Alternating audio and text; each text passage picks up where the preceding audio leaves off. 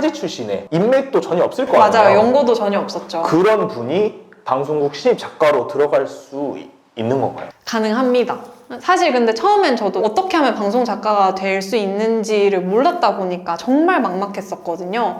그래서 그냥 다 찾아봤죠. 방송 작가, 뭐 방송 작가 되는 법, 아카데미를 들어갈까라는 생각도 했었어요. 방송 작가 MBC나 KBS 아카데미 맞아요. 알아보니까 아카데미 비용도 만만치 않고 거기에다가 거기서 하는 커리큘럼들이 나 이미 대외 활동으로 다 해봤는데 들어갈 메리트가 있을까? 라는 생각이 많이 들더라고요. 우연히 한 블로거 분을 봤었어요. 근데 블로거 분이 방송 작가 출신이셨거든요. 막내 작가 시절에 그런 오픈 썰들을 다 블로그 네, 올리시는 거예요. 이분한테 연락을 해봐야겠다 오. 라는 생각이 들더라고요.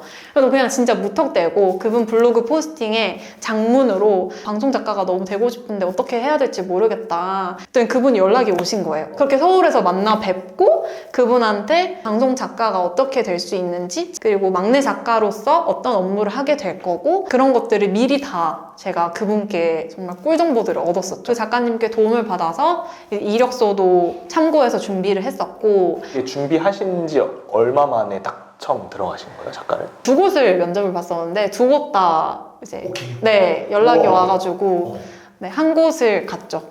능력자다. 아닙니다. 그때 처음 그 지원했을 때 나이가 혹시 몇 살이었는지 여쭤봐도 돼요? 제가 졸업하고 거의 바로 시작을 했는데 25? 근데 작가 나이 제한도 좀 있나요?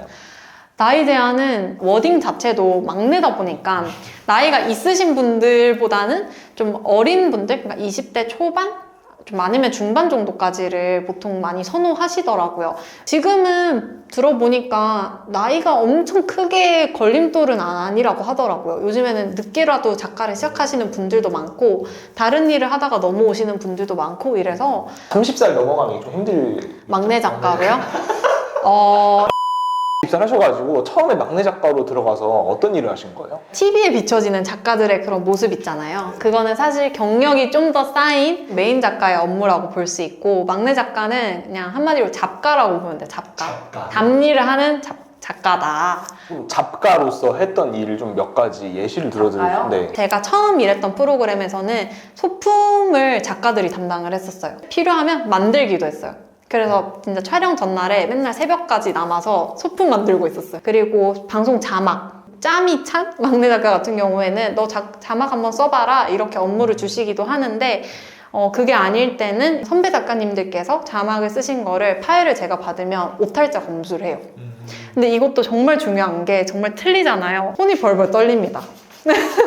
진짜 아찔해요. 아니, 혼나서? 아니면은 혼나기도 하고 그 오탈자가 이제 방송에 그대로 노출이 되는 거잖아요. 까발려지는 얼마나 아찔해요. 이제 공개 촬영 당하는 거니까 그거.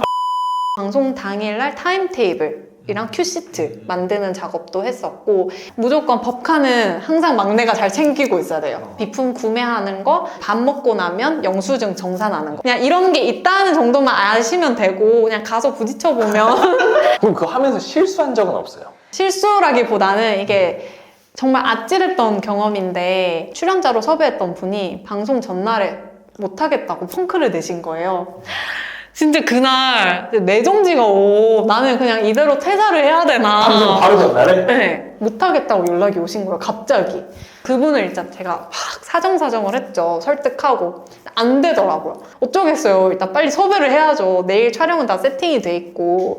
그래서 부랴부랴 섭외를 진짜 눈물을 머금고 하다가 극적으로 돼서 촬영 펑크는 안 났던 하지만 정말 한 요단강 건넜다 다시 온 기분을 느꼈던, 어떻게든 되는데 되게 하는 것도 또 저희 몫이니까 이게 좀 속된 말로 똥줄 타는 거죠.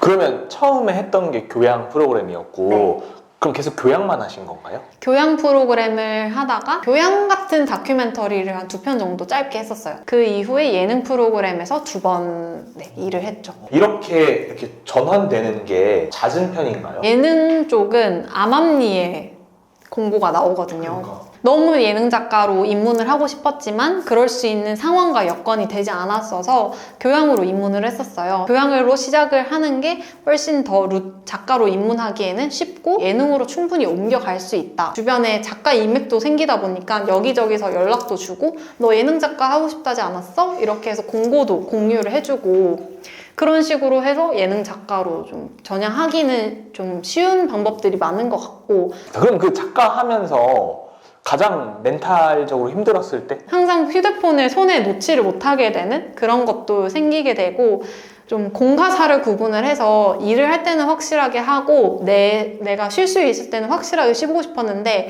그게 좀 제대로 안 될 때는 힘들었던 것 같아요. 일주일에 며칠 출근하셨던 거예요? 어떤 프로그램은 뭐 월요일부터 토요일까지, 어떨 때는 뭐 주 7일 일할 때도 있었고 그때그때 달랐어요. 밤을 꼬박 새는 적도 있나요? 꼬박 새는 게 진짜 막 뜬 눈으로 24시간 새기보다는 잠깐 눈 붙였다 떼는 정도로 그렇게 일을 하는 날은 정말 많았죠. 일하는 시간과 그런 수고 대비 급여는 그렇게 많진 않은 것 같아요. 그래도 이게 거의 방송국에서 생활을 하고 집은 거의 자러 오는 용도로 쓰다 보니까 그래도 나름 저는 막내 작가 생활 때부터는 적금도 조금씩 들고 그렇게 막 너무 빈곤하다 이런 느낌은 크게 없었던 것 같아요. 회사에서 끼니 다 해결하지 집은 그냥 집만 가지러 오는 곳이지 이렇게 되니까. 좋은 거 맞아요?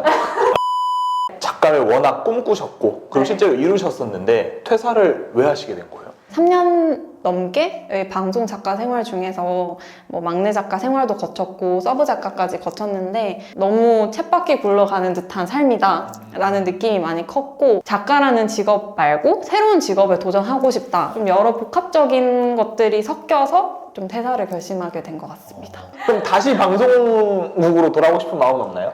네, 그 마음은 없어요. 네. 방송 작가를 사실 저는 고등학교 2학년 때부터 꿈꿨다 보니까 해볼 만큼 해봤다 라는 생각이 들고, 그 10년 동안 제가 방송 작가를 꿈꾸면서 했던 다양한 활동들, 그리고 방송 작가로 일하면서 그런 다양한 자양분들을 많이 얻었다 보니까 그걸 바탕으로 좀 새 출발을 하고 싶은 마음이 큽니다. 또 앞으로의 그런 도전과 여정도 응원하겠습니다. 안녕. 안녕.